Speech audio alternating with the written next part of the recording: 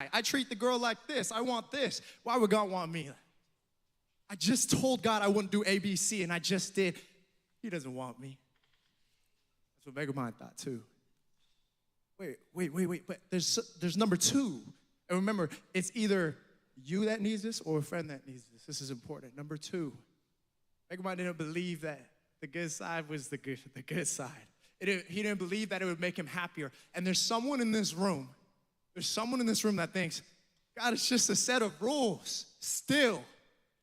He's just going to get mad at me every time I break his rule. And I said, man, you don't know my Jesus then. That's what the world is telling you. That his love for you is like this, and he's just angry like our parents. Like every time we break a rule, he's just pointing a finger at us. And I'm like, bro, you don't know my Jesus then. And I wanted to show you something today. I wanted to get straight to the point. I wanted to be like, all right, Megamind's cool, but you know what's greater is God. And I wanted to get straight to the point because I see you guys growing up and making adult decisions, and I'm like, it's time. I think it's time. I see them and how they are treating people in their relationships. I see them and what they're doing late at night. They're making adult decisions, and it's time that they get something that's real. So, are y'all ready for that? I said, are y'all ready for that?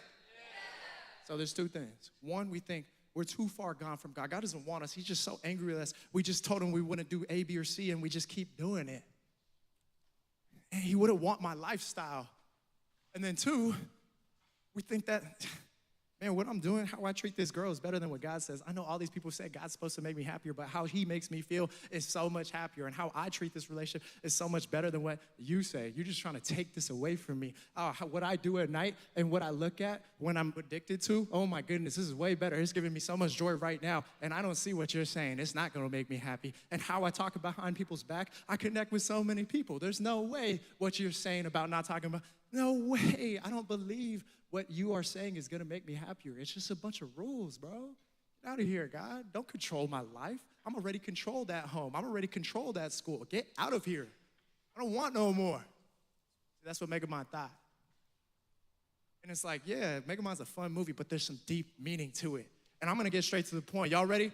Y'all ready one more time? Yeah. It's because we don't know what God actually says. We don't know what God actually says. Those are two lies. So why don't I just show you what God says? Why don't I just show you what Jesus actually did? So in the book of Matthew, this is what Jesus was actually doing. So as Jesus was walking along, he saw a man named Matthew sitting at his tax collector's booth. This is wild. Where's Big Joe? Big Joe, you in here? Come over here, brother. Come over here. Give it up for Big Joe.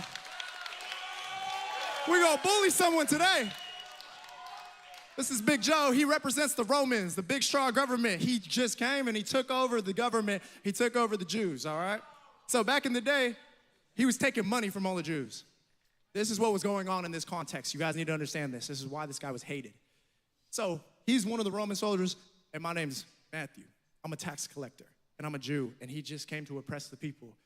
But instead of fighting against him, I'm like, hey, brother, can we strike a deal, man? Let me collect some taxes for you, bro. You got it? How much you need? Say $10. $10? Cool. Against my own people, right? Okay, I'm gonna go to my Jew brothers and this, hey, bro, I need $60. Guys. Okay, give me that 60. And if you don't, my man's gonna press you. Come here. My man's gonna press you. Give me 60. Right. Give me 60, bro. All right, it's good. All right. So I thought, bro. All right, here's your 10.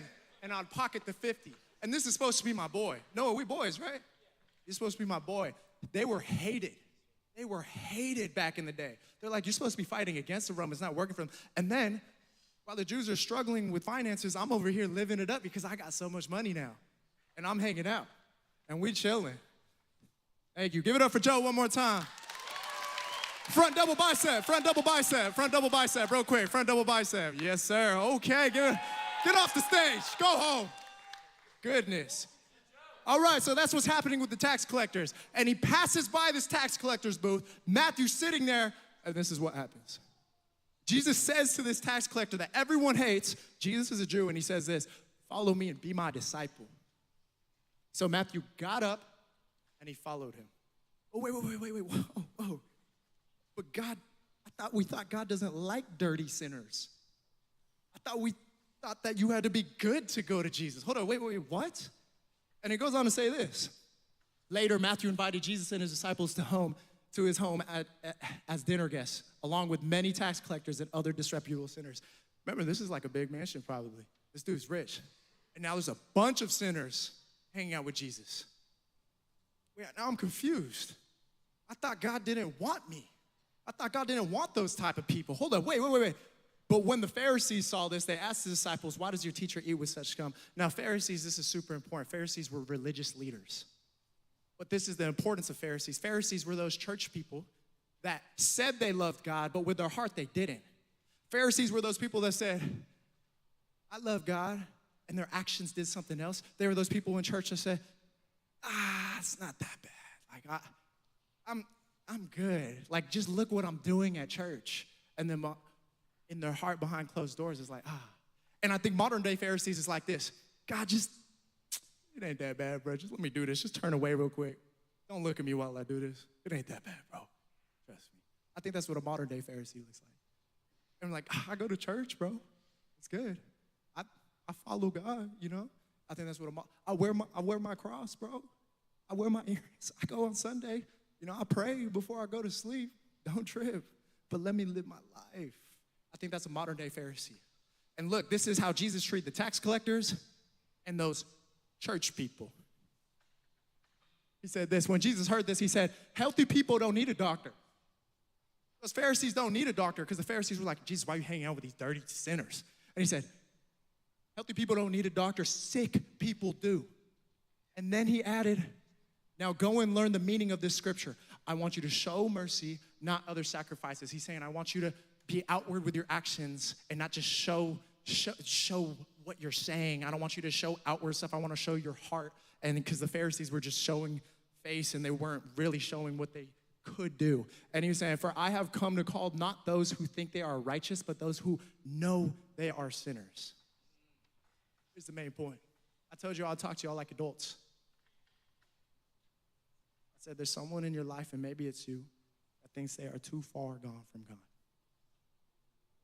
That they are just sinners. That they're never going to be able to be good. That is who Jesus is here for. That is who we want here. That is what we do. This is who Jesus wants. The dirty sinners. And he doesn't want the people that are all churchy, that go to church with their actions but not with their heart. That pray with their actions but not with their heart. He doesn't want those people like, oh, it's all good, bro. Just look away while I do this sin, but I'll go to church on Sunday. He doesn't want that. He wants the people that say, God, I am broken. I need you. I'm dirty. And this is where we need Jesus. All right? If you see something, what we need to do is lay down something so we can have a new life. See, Megamind had to lay down a lot of his old stuff so he could have a new life. And he was actually way happier. You saw him in the end. He was like, I don't get the girl. I'm never happy. I never win fights.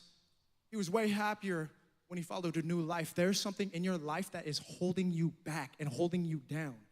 What is that thing you need to lay down so you could have a new life? I want to get straight to the point. I'll tell you a story. I'll make it quick because I want you guys to go to small group. I want you guys to get deep, not just have fun. This is serious stuff. When I was in high school, I was always told I was too loud. I was always told, you'll never get your GPA above 1.7. I was always told, nah, bro, you ain't gonna have a good job. Nah, bro, you ain't gonna respect girls. Never would have anybody thought. When I started coming to church here, I saw a lot of my teachers, and I asked them, I was like, did you ever think I'd be working here? And they looked at me, and they're like, what? You don't work, you're playing, bro. I went back about a year ago with a box of donuts to my old teachers, and I was a class clown, but I really just wanted attention. And I went back to apologize to all my teachers, and a lot of them kicked me out. They didn't want to have a conversation with me because I was just a fool. And I was on demon time. I was doing some crazy stuff. I was just that guy. I was really just hurting inside, and I just needed someone to show me. But with the power of God, I was like, one day, I was like, God, I want to follow you. If you see, Matthew actually did something. He didn't say that he was going to follow. He followed him. When that happened, man, God changed my life. You don't understand. No one would have ever thought that Hunter, with the 1.7 GPA, that God could have changed him to go to UC Davis and graduate summa cum laude. There's no way. There's no way that God could have changed Hunter, who doesn't respect girls, that he would have a relationship where he respects him and treats him emotionally well. There's no way God could change that guy. There's no way that God, there's no way he could show his family love and then they could come to Christ. There's no way that God could change that guy. There's no way that, God could change that guy where there's no way he would work at a church. He don't care about people. There's no shot. God would change your life and you will be so much happier. And I was far gone. And then I saw it with all my homies. I had homies that were dealers. I had homies doing stuff that they shouldn't have been. I had homies that were just straight up partiers and promoting it. Bro, when they came to God, they were in this depression and they would only get a little high when they were doing their thing, and then they would just go straight back down. And I showed them, I was like, hey, if you're like this guy Matthew and you follow this guy Jesus, you will have a new life. You see him now. They're leaders at their churches. I've never seen a bigger smile on their face. They're out of this depression funk. It is insane. And I bet you should try this. Ask your leaders what they went through, and that's why they're here. Ask any of your leaders what they went through and why they're here showing you Jesus. But this is the one thing we need to do. What do we need to lay down so we could have a new life? I want y'all to go to small group, and I want y'all to get deep. So let's get this. Let's pray. God, thank you so much for this family. Thank you so much for your word. Lord, thank you so much for letting us know we are not too far gone. Thank you so much for going after us even when we don't want anything to do with you. Lord, I ask that you change our hearts to see that you're not just a bunch of rules, but you are actually going to make us happier if we follow you. Thank you so much. And everyone said? Amen. All right. If you're new here, you have to be in a small group. Ninth graders, you are with me. Jake, go ahead and stand up. You guys find Jake. If you don't know where you're going, your small group list is on the screen. You have to be in a small group while you're on campus.